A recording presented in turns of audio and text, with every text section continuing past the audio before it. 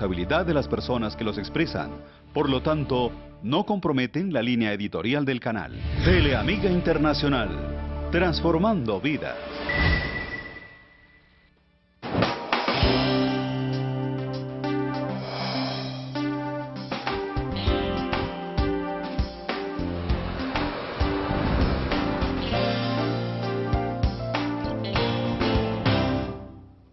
Hola queridos amigos, estamos haciendo país.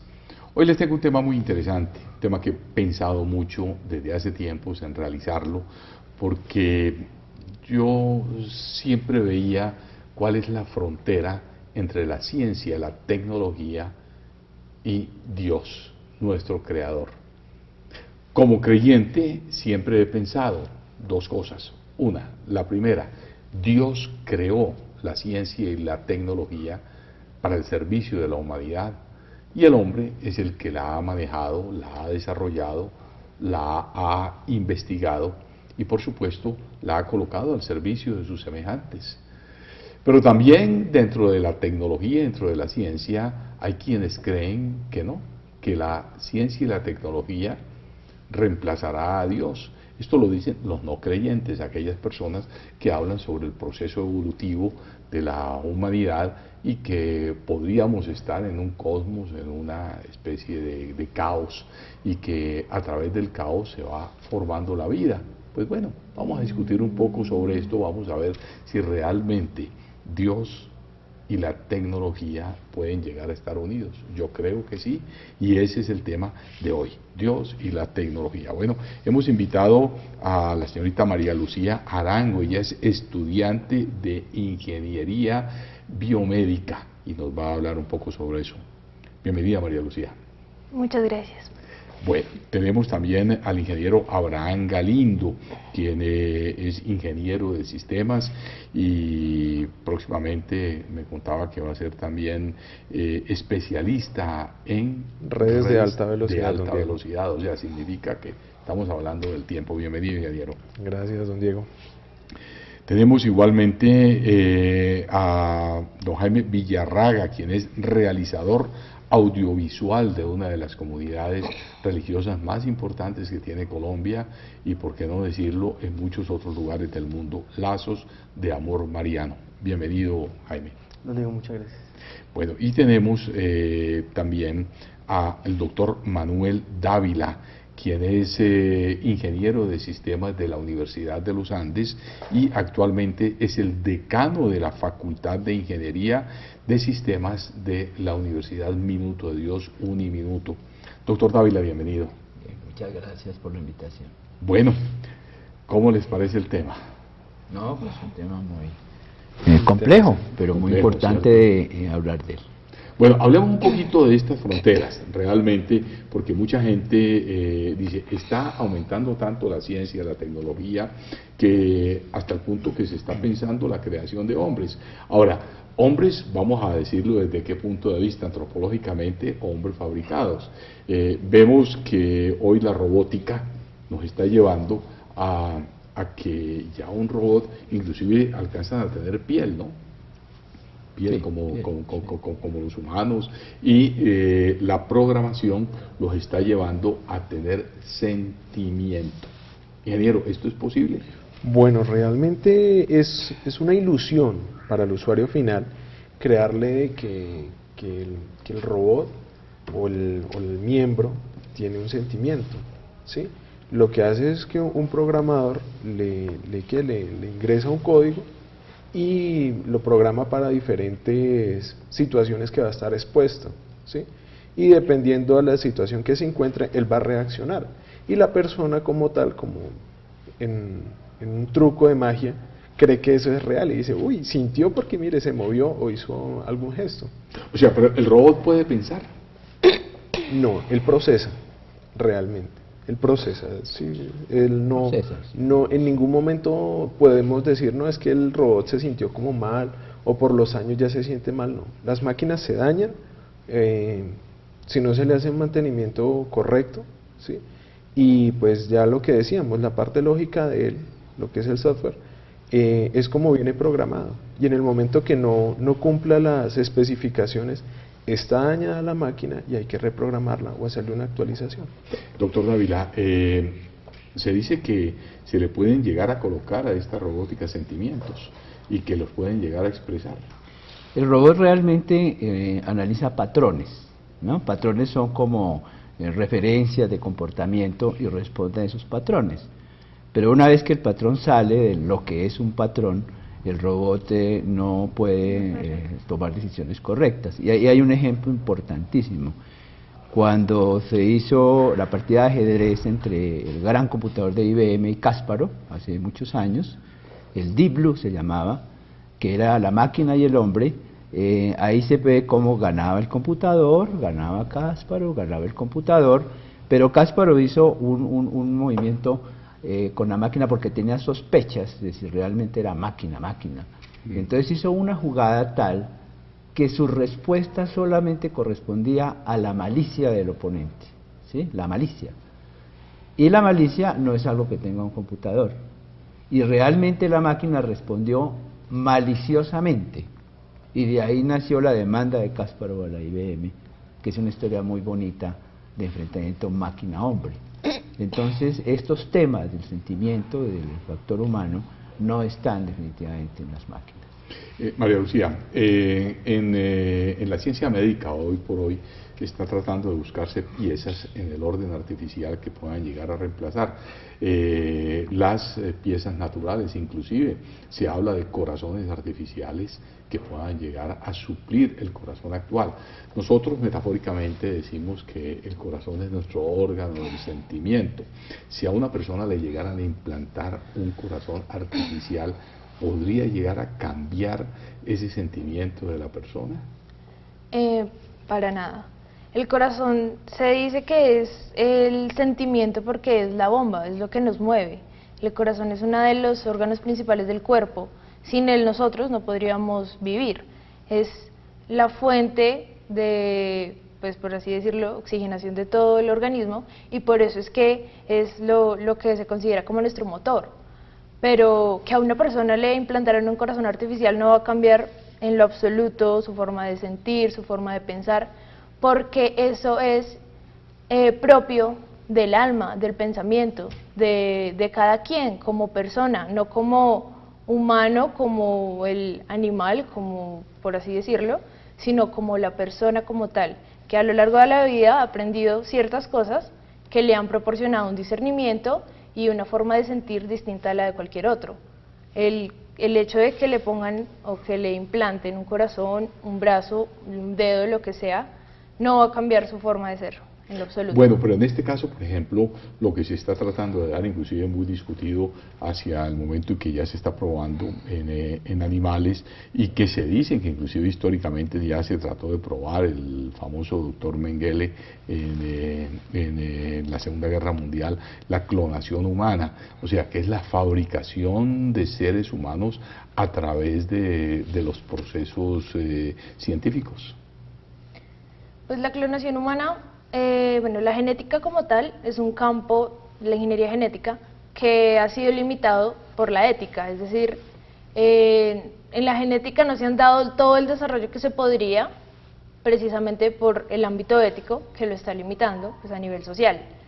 Ha avanzado muchísimo en cuanto a la genética animal, a la manipulación y a la clonación de animales, pero a nivel del ser humano no se ha realizado precisamente por ese conflicto que hay con la ética. Hace poco estuve leyendo un artículo y ahí decía cómo se ha clonado y se ha llegado hasta el blastocito, y de ahí se ha logrado sacar mucho provecho para la solución de enfermedades, para para un montón de cosas. Pero, ¿qué pasaría si se permitiera el desarrollo de esa célula hasta que fuera un ser humano? ¿Tendría alma? Eso era lo que discutían. ¿Tendría alma como nosotros? El hecho de que nosotros hayamos sido quienes generáramos el crecimiento, porque pues parten de células humanas, que generáramos el crecimiento y la formación hasta ese punto de esa célula, ¿permitiría que tuviera alma? Pues esa es una discusión muy fuerte, pienso que estamos partiendo de algo que fue creado por Dios y que fue la célula primaria que utilizaron para desarrollar lo siguiente. Y es obra de Dios, como todo lo que nosotros hacemos. Entonces, pueda que la tenga, es decir, en mi concepto la tiene, pero no porque ellos lo hayan hecho, partieron de algo que fue creado por Dios. El cual todavía no se ha podido llegar a comprobar, porque Exacto. inclusive, Jaime, nosotros podemos ver, doctor y ingeniero, la forma como se han venido dando las investigaciones a través del tiempo, en donde se dice, el hombre desciende del mono. Bueno, hay investigaciones que se dan, Darwin llegó hasta cierto punto, antepasado común, y de ahí el eslabón perdido hasta ahora no se ha podido llegar a comprobar. Hablan, y por ahí algunas investigaciones que se han encontrado, pues restos humanos de muchísimos miles de millones de años atrás que podría llegar a colocar, pero no se ha podido comprobar el ADN que pueda llegar a ser ese patrón exacto del humano, porque nosotros hemos llegado hasta el punto, históricamente en el Homo erectus, pero científicamente no hemos llegado sino únicamente hasta el primate, ¿no? Y de ahí obviamente no se ha dado. Esto vulnera en un momento dado esa creencia de que Dios ha sido el creador de todo este universo y que todo digamos, este mare magnum de cosas a nivel científico, biológico, humano, sea esa obra de Dios, o sencillamente la ciencia llegará al día en que diga patrones establecidos pueden llegar a ser creación de vida. Pues todo esto lo hemos reflejado nosotros ahora en la forma en que se han robotizado los jóvenes con toda la tecnología, ¿no? Pero en el caso particular de querer imitar la obra de Dios, querer comportarnos como creadores, como dioses, al tratar de imitar, no solo en aspectos de sentimiento, sino corporales, también de interacción con el ser humano, yo pienso que directamente afecta a la fe, ¿sí?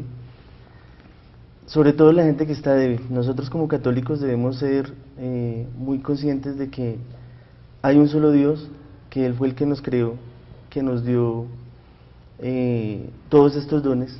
Lo que es el cuerpo humano es una creación perfecta, que Él nos va a seguir dando los medios para evolucionar, no solamente en la parte física, sino también en la parte mental. Obviamente nosotros no nos podemos despegar de que la fe y las enseñanzas que nos dio Él no nos den para aceptar la tecnología. Siempre nos va a dar las herramientas para aceptarla.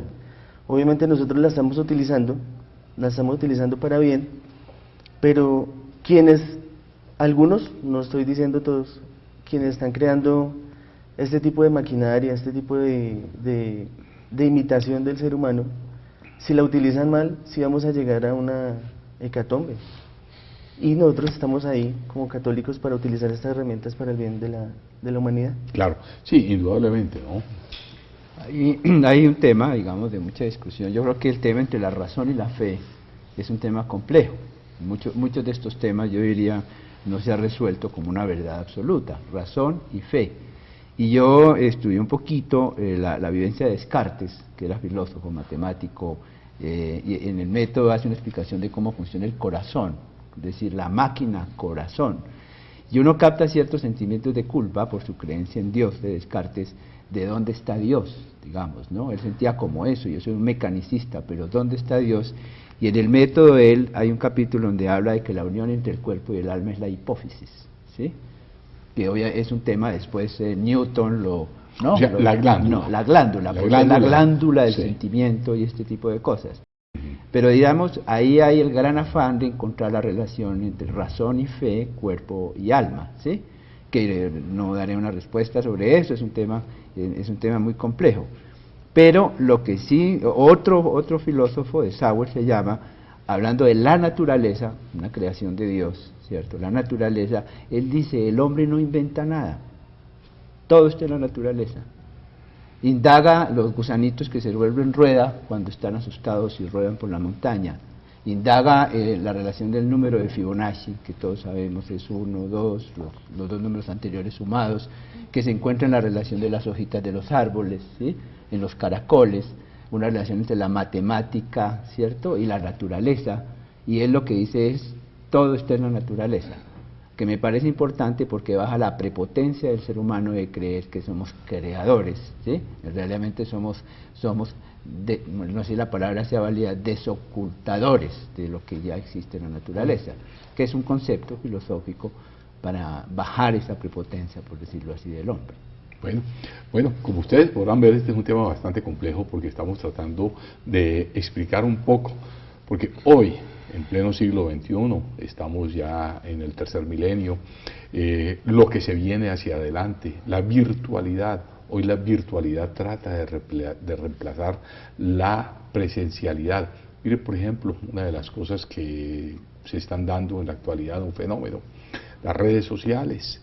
Eso es una virtualidad y ese es un tema que yo quiero tocar ahora también porque tiene que ver mucho con la ciencia, la tecnología y la comunicación, porque se dijo que el siglo pasado, o sea, el siglo XX, fue el siglo de la tecnología y se dice que el siglo XXI es el siglo de las comunicaciones, así como el siglo XIX fue el siglo de la mecánica. Entonces, esto es una evolución que se va dando, pero toda esa evolución tiene una línea, una consecuencia, y esa consecuencia nos genera un efecto, una forma de pensar. Hoy en día un joven tiene 500 amigos, pero los tiene acá, en las redes sociales, en el computador, en el celular, en los dispositivos móviles, y tiene 10 amigos presenciales. Eso es lo que realmente se da. Hay un mayor aislamiento. En esto vamos a entrar un poquito más porque tiene que ver la tecnología y hasta dónde Dios está interviniendo en ello. Ya volvemos.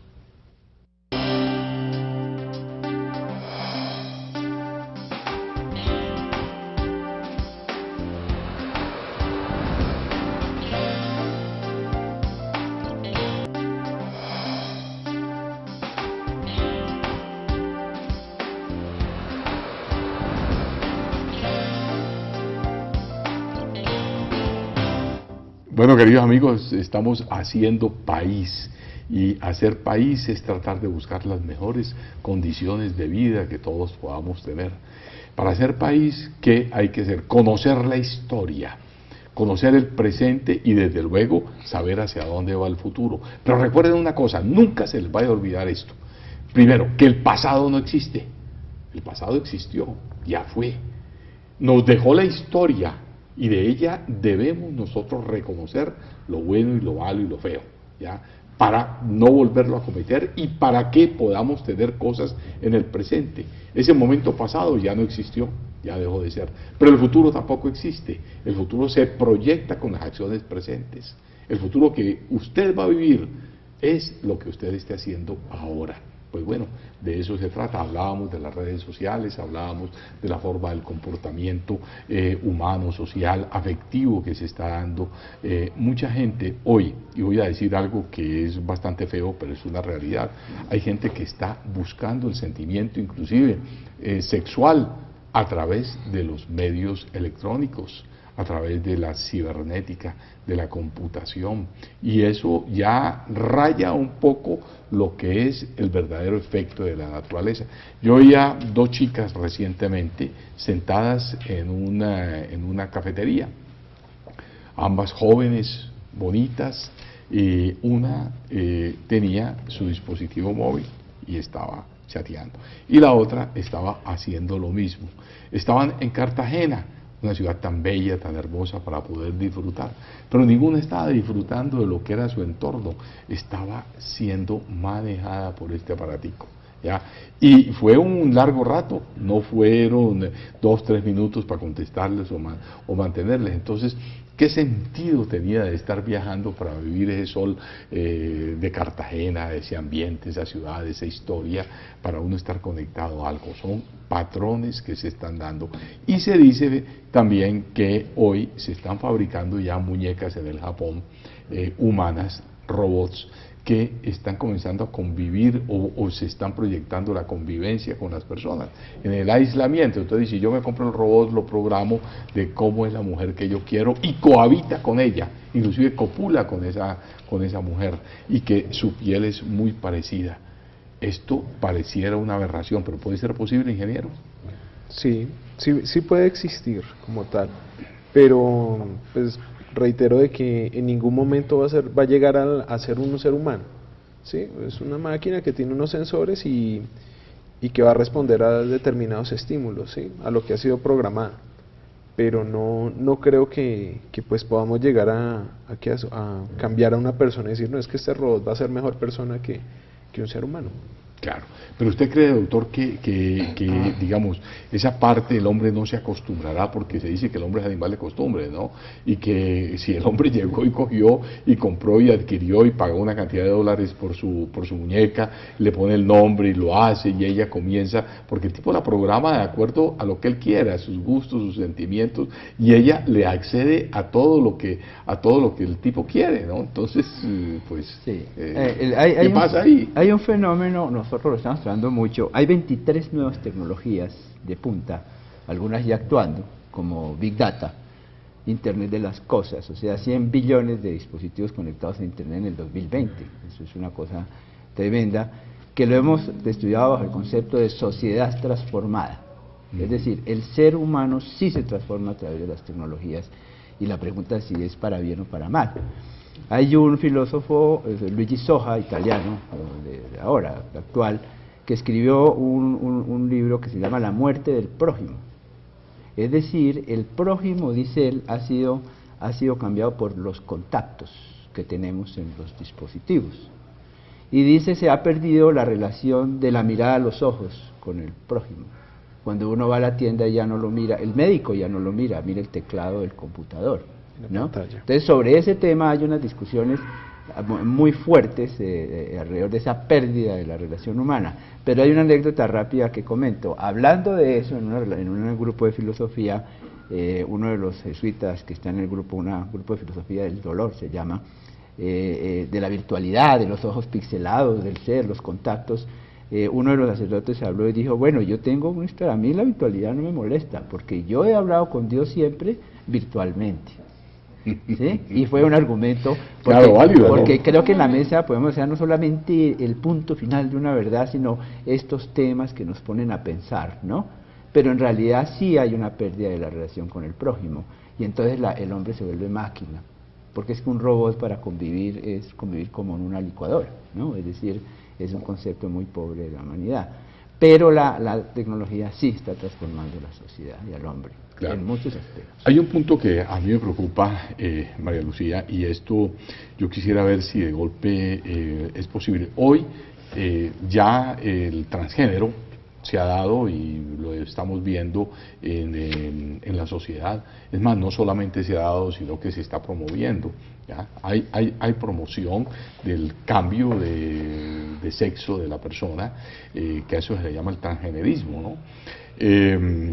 Obviamente, pues ahí hay varios tipos de elementos que hacen parte de ese comportamiento. Uno, la parte espiritual de la persona. Yo creo que en ese momento se afecta la parte mental, psicológica que tiene, porque si una persona nace y físicamente tiene su órgano genital masculino, ¿ya? Pero las operaciones médicas lo llevan a convertirlo. La gente no entiende mucho eso, cómo realmente físicamente se puede dar, pero algún día será posible que en esos cambios esa persona que nació de forma natural siendo hombre pueda llegar en su transformación siendo mujer a procrear directamente en su vientre, y puede llegar a tener a ser madre y a generar vida en ese aspecto, o eso realmente sería muy difícil. Yo pienso, y es algo que pues, no es una mentira para nadie, la ciencia no tiene límites, es decir, sí tiene límites de alguna forma, pero avanza rápidamente y pasando por encima de muchas cosas. Es posible, pienso que sí es posible realizarlo, crear los ambientes pertinentes en el cuerpo para que se pueda desarrollar, es posible. Además de que se ha visto la feminización del hombre mediante la inyección de hormonas, mediante otros procedimientos, podría llegar a crearse un ambiente en el cual el hombre pudiera desarrollar una vida dentro de sí. Ya, ¿y usted no cree que eso sería, porque esto ya realmente traspasa un poco esa ética humana y además ya sería como la negación de esa naturaleza con que la persona en un momento dado nace y reta realmente esa formación divina y natural que se la proporciona al humano? Bueno, afortunadamente para eso estamos nosotros, las comunidades católicas, para volver a rescatar esos valores que intrínsecamente trae el hombre, que son las creencias hacia Dios, que es volver a, en el caso lo que don Diego decía de los robots que tratan de imitar a la mujer, de rescatar otra vez esos valores, donde la mujer es algo hermoso que nos dio Dios, que fue tan hermoso que contó con una mujer, con la Virgen María, para venir al mundo. Entonces, la comunidad, o nuestras comunidades, nuestra fe católica, no va a luchar porque va a ser una pelea perdida, sino que se va a adaptar a todas estas situaciones tecnológicas, ¿sí? ¿Y cómo? Utilizándolas a favor, ¿sí? ¿Cómo las utiliza a favor? Si hay que entrarle al joven, si hay que entrarle a los adultos que ya han aprendido unos vicios, que ya han aprendido por causa de los complejos que han tenido durante la vida, como por ejemplo la homosexualidad, como por ejemplo la adicción al sexo y otros vicios, porque también hay otros vicios tecnológicos como los videojuegos. Nosotros vamos a entrar a esa raíz, a ese ser que comenzó siendo cuando nació, donde no tenía vicios, donde no tenía ninguna correlación directa con lo que es el mundo, con lo que nos está vendiendo ahora. Nosotros tenemos que defender de alguna manera la naturaleza humana, ¿sí? No vamos a atacar, vuelvo y digo, porque en el caso, por ejemplo, de los homosexuales, ellos siguen siendo hermanos de nosotros los vamos a querer, los vamos a respetar. Ya cuando utilizan la tecnología para cambiarse de sexo, tenemos que generar esa conciencia a nivel de país, a nivel mundial, de por qué no se debe hacer esto, porque Dios nos creó siendo perfectos. Claro, mire que usted acaba de decir algo muy interesante y es lo siguiente, es que las religiones cumplen un papel muy importante en el desarrollo humano, porque la religión es la que hace que la persona lleve una conducción desde el punto de vista ético, moral, de tradición y que pueda llegar a tener una conservación de la especie. María Lucía, ¿querías aportar algo más? Hay una frase que nunca olvido de mi profesora de fisiología y ella decía, eso es algo que va en contra de la naturaleza, es antinatural. Actualmente es algo que vivimos todo el tiempo, vivimos cosas que según nosotros o que lo que llevábamos viviendo anteriormente es antinatural, no es compatible con la naturaleza. El hecho de que un hombre geste dentro de sí un ser humano, un ser vivo, pues es antinatural. Entonces no sé en qué... es posible pero antinatural. Totalmente, no sé en qué forma, en qué medida podría llegar a esto a ser completamente, o sea, crear un ser humano completamente igual, y en qué forma podría afectar su naturaleza. Es decir, esto no es compatible con la naturaleza. Psíquica, emocionalmente, puede llegar a tener un impacto muy grande en donde los sentimientos de esa persona pueden llegar a tener una variación. Y es que se ha visto, pues es algo que es, por así decirlo, normal, obvio, que las cosas se transmiten de forma vertical, es decir, la madre al hijo durante la gestación transmite muchas cosas a su hijo, por medio de sus emociones, por medio de la alimentación, por medio de muchas situaciones en las que se encuentre, le transmite muchas cosas a su hijo y eso es la transmisión de forma vertical.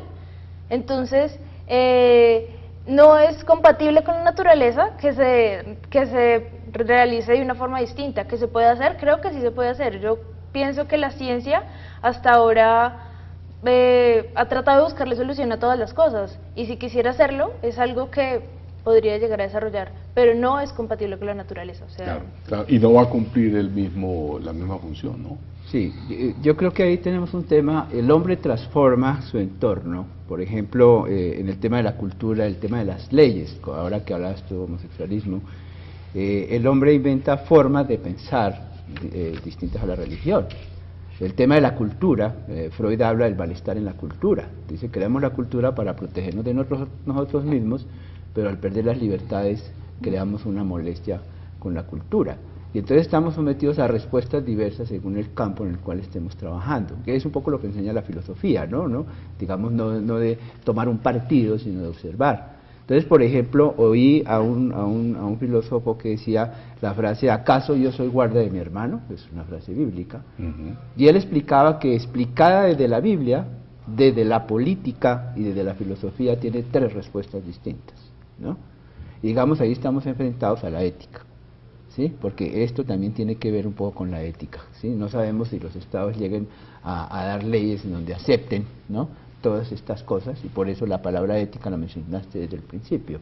Y creo que estamos siempre rodeados, y con la tecnología indudablemente estamos totalmente con el tema ético. Fíjense un detalle, en el entender de las cosas, un marcapasos del doctor Jorge Reynolds, que es tiene nanotecnología en el corazón para que funcione, ya puede tener IP, es decir, es un dispositivo remoto. Sí, entonces ya el hacking Sí. puede ir orientado al corazón. No estoy culpando al doctor Reynolds, no, él ha salvado 70 millones de vidas. Claro. Estamos con él, hablamos de estos temas de la ética. Entonces ahí viene la actuación del hombre, que también lo mencionaban, de ese el que pone el concepto del malo del bien, ¿no? Porque toda esta tecnología es buena, salva vidas, pero transforma la sociedad, porque entonces el hombre moderno que tenga un marcapasos con un IP va a tener que salir con un firewall en el bolsillo. Firewall es el software que protege de los ataques externos. Es decir, comienza a tener una relación con la vida, ¿no?, la tecnología. Y por eso abre estos caminos de debate para dónde vamos y hasta dónde. Pero fíjate que ahí hay un punto, ingeniero, que es importante. Se está hablando que el nuevo código de identificación, y ya en Estados Unidos Obama ya lo aprobó, que va a ser el código único que van a tener las personas, ¿no? Y que ahí dentro de ese mismo código, mediante un chip, ya que se va a colocar, porque cuando una persona nace, le colocan su identidad. Entonces ya, por ejemplo, en los animales se ha visto, ¿no?, que un perrito, pues le pone el chip y uno a la veterinaria lo escanea y lo hacen. Hoy en día, pues también eso sí ya se está pensando justamente para el humano, en donde tiene su número único de identificación. Ese mismo chip le permite tener sus códigos para su protección a través de lo que son las cuentas, las redes sociales, todo lo que obviamente tiene, y además va a ser ampliado para poder mantener su historial, y ese código va a ser el pasaporte. Ya la persona ya no se van a imprimir, usted va a pasar y lo escanean directamente, o usted coloca la huella o el iris del ojo en la misma forma, entonces se va a molestar. Hay unas teorías, pues un famoso libro de Orwell, de George Orwell, como no, y el de Huxley, ¿no? Sí. Que ellos hablaron sobre el mundo feliz, y se habla pues que se va a llegar a que la máquina nos va a gobernar, y que obviamente podemos nosotros llegar a tener. ¿Hasta dónde va a alcanzar esto, ingeniero? Pues lo que pasa es que la tecnología se debe ver siempre como una herramienta, ¿sí? Y el uso de ella pues depende de la persona que esté. Sí, a veces hablo con la gente y dicen, no, es que el internet es malo, pero el internet realmente es como el reflejo de lo que es el ser humano, ¿sí? Entonces todo ese tipo de cosas que usted encuentra en internet es porque alguien lo hizo y alguien lo necesita, ¿sí?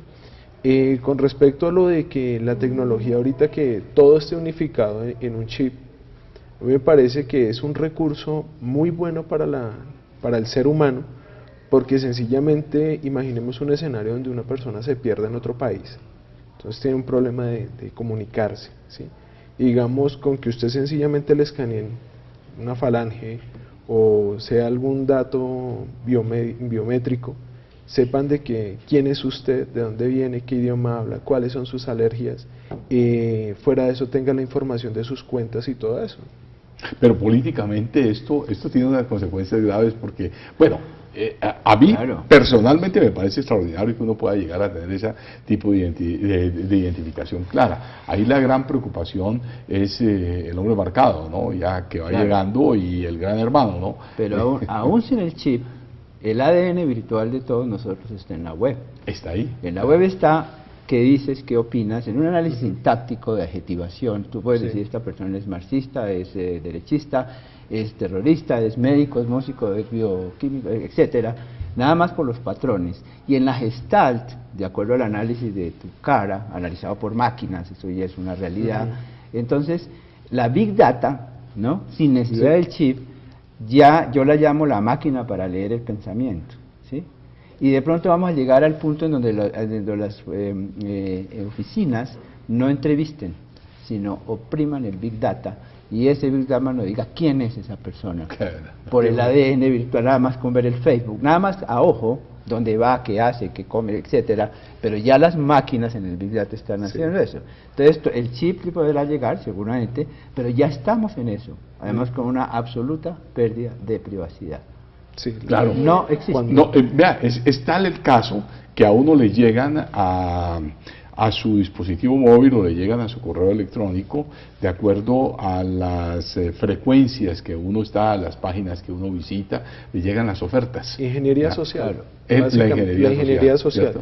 Sí. Lo que pasa es que son programas que se dan a la tarea de enfocar a la gente, de encapsular a la gente en determinados nichos de mercado. Puede decir, vea, tenemos esta gente, podemos ofrecerle este producto. Y es algo que es muy natural del ser. Ok, O sea, usted claro. no puede ocultar lo que es. Así es. Bueno, vamos a hacer otra pausa, vamos a sacar conclusiones. Estamos en el tema de Dios y la tecnología en Haciendo País. Ya volvemos.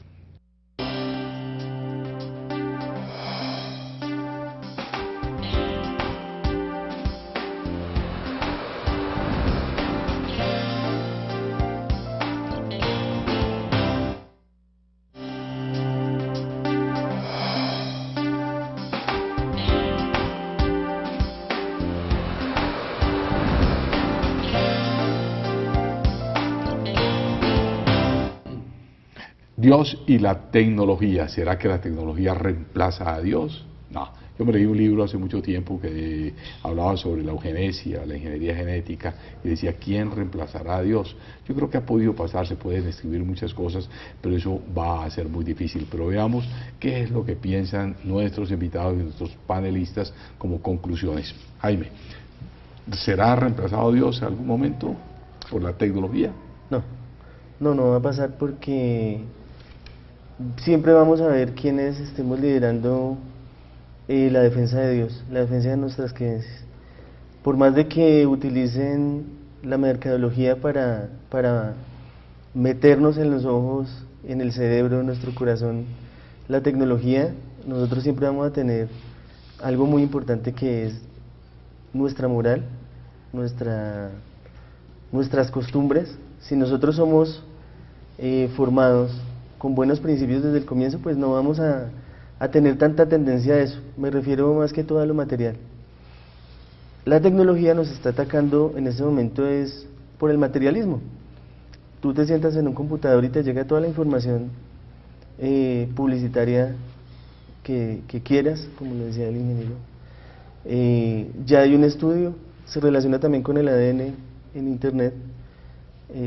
Una marca que tú tienes, es decir, tú te metes a buscar un día un celular y te das cuenta que si permaneces en el computador, en internet, todo el día te van a llegar anuncios de celular.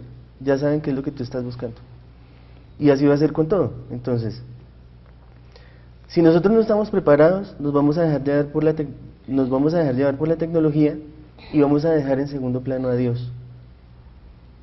Nosotros como formadores de hombres, como salvadores de almas, tenemos que concientizar a la gente de que primero siempre va a estar Dios y en segundo lugar va a estar el resto. Muy bien, muy interesante esa apreciación, ingeniero. ¿El cerebro cibernético podrá reemplazar al cerebro humano en una mayor capacidad, inclusive de tamaño, de sistema, de velocidad de procesamiento? El cerebro humano fue hecho por Dios. El cerebro artificial ha sido hecho por los hombres que fueron creados por Dios. No sé, ¿qué piensa usted al respecto? Pues las redes neuronales y todo esto, la inteligencia artificial, básicamente desde un inicio siempre le ha ganado en procesar información, cantidades y en velocidad, siempre ha superado. Pero realmente esos cerebros que trabajan tan rápido, esos procesadores, fueron programados por hombres, ¿sí? Y yo creo que no, o sea, Dios nos creó a nosotros con capacidades infinitas y básicamente siempre detrás de toda máquina va a estar un programador, ¿sí? No veo el punto de que una máquina, detrás de la máquina esté otra máquina. O sea, No. es como la vieja teoría, ¿quién es primero, el huevo o la gallina? No, pero en Ya, esta sería el ser humano, Sí. definitivamente sería el ser humano, porque sencillamente la máquina lo necesita. Así Lo va a es. necesitar, sí. María Lucía, la ingeniería biomédica y toda la investigación científica que se está dando a profundidad, ¿podrá ser creadora de vida? No, yo creo que no. Estoy segura que no. Dios es, bueno, mi concepto en cuanto a si Dios puede ser reemplazado por algo, tecnología, lo que sea, no lo es. Todo lo que está hecho por el humano es propenso al error humano. Nosotros somos seres que nos equivocamos. Nada de lo que nosotros hacemos va a ser completamente perfecto. Está propenso a cometer errores en cualquier momento. En el momento en el que se salga del patrón, donde no pueda la máquina responder, ya va a haber un error. Pero en cambio Dios es perfecto. Nada puede reemplazar la perfección de Dios. Nosotros como humanos cometemos errores y todo lo que hacemos va a estar ligado a los errores que cometemos. Por eso es que nada que la tecnología y nada de lo que esté hecho por el humano podrá reemplazar la perfección de lo que Dios ha hecho. Muy bien. Doctor Dávila, ya para que concluyamos, esto es muy complejo, definitivamente, muy difícil. El hombre es ávido de investigación. Hay una cierta teoría que es económica y que dice que la población tiene que entrar en una reducción y que la curva evolutiva va a ser involutiva y que ya se está comenzando a dar que a mediados del siglo la población llegará a 9.000 millones y posiblemente ya comience una curva de descenso. Ya la juventud no quiere tener hijos, la homosexualidad quiere reemplazar la familia para poder adoptar ellos y decir, bueno, sencillamente vivimos, tenemos el sentimiento, una generación pasa en 50 años. Es sumamente rápida, entonces se puede llegar. La eutanasia está tratando ya a través de las leyes, porque todo esto entra dentro de los marcos legales, ¿no? Legislaciones que permiten y que al hombre cuando llega a cierto nivel de edad, cuando ya deja de ser productivo, pues sencillamente se le aplica la eutanasia y ya va eliminándose. Todo esto es una cultura de la muerte, la cual no nos está permitiendo una cultura de la vida. Y el aborto, ya sencillamente pues aborten y no hay mayor problema. Todo esto nos llevará a que en unos 2 o 3 siglos se reducirá la población a pequeñas proporciones para que la riqueza, la abundancia y el espacio vital sea sencillamente por unos privilegiados. Sí, bien. Ahí pues hay varias formas de verlo, ¿no? Como ingeniero uno busca las respuestas, ¿no? Y como filósofo pensar, ¿no? El problema está en que las decisiones políticas se van a dar a nivel de nanosegundos. Y hablo de esto, de lo que mencioné. En el Big Data hoy en día uno en su celular con las estadísticas mundiales que existen conectadas, uno puede ver cada nanosegundo qué gente está naciendo y qué gente está muriendo, y cuánto CO2 se está consumiendo. Faltan 14.000 días para que se acabe el petróleo, pero en este nanosegundo ya faltan unos segundos menos, ¿no? Y eso está siendo medido. Y obviamente eso va a generar decisiones políticas de territorios, ¿sí? De disminuir la población, de aumentar la población, de alimentación, y digamos que más que decir, de poder decir a dónde llegaremos, porque es una pregunta muy difícil, lo que sí podemos decir, la tecnología va a influir en decisiones políticas sumamente fuertes, ya no de la estadística de que es que hace 2 años teníamos tanta población. Si uno toma una muestra en 5 segundos con estas estadísticas de Big Data, el mundo cambia en 5 segundos y puede ver las cifras, inclusive los millones de correos electrónicos, etcétera, el comportamiento del mundo. Entonces, más que dar una solución, indudablemente depende de lo que tú decías, de la bondad o maldad de los políticos y de los intereses, que el mismo Papa lo dice en su mensaje, cuando dijo Internet es obra de Dios, pero pone un pero, ¿no? Y lanza un mensaje de peligros, ¿no? Uno de los cuales es precisamente el tema de las decisiones políticas gracias a la tecnología. Bueno, pues, queridos amigos, hemos querido traer este tema que es muy importante. Me alegra mucho haber contado con este panel porque nos ha dado visiones muy diferentes. Una la tenemos desde el punto de defensa de la fe. Hay que mantener la fe, y si no defendemos la fe, sí nos podemos de golpe dejar llevar por la tecnología. El ingeniero de sistemas nos dice, nunca se superará esa inteligencia del hombre, que es el que crea la máquina, y aún así la máquina pueda en velocidad ser superior, nunca lo va a hacer en esencia.